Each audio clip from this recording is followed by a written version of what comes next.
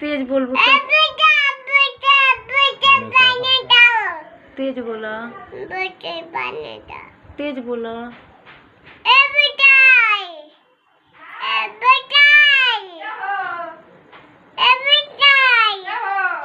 कहते बिस्कुट पानी ले आवा।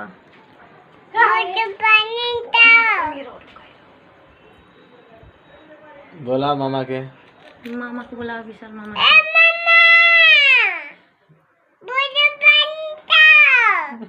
विशाल मामा के बोला विशाल मामा के बुलावो। तेज बुलावो। विशाल मामा के बुलावो।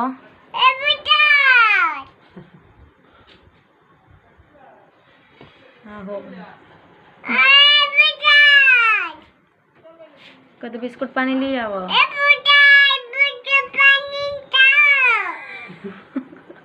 कुड़कुड़वा ना कुड़कुड़वा मांगलो।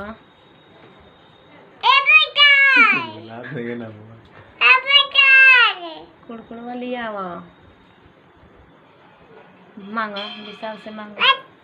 एने चिल्ला एने ते चिल्ला एने देखा एने से बोला एने जंगलो क्यों रावतड़न बोलबू अभी ले ना आइलन बिस्कुट लेके बोलबू बोलो ऊपर मुड़िया करो।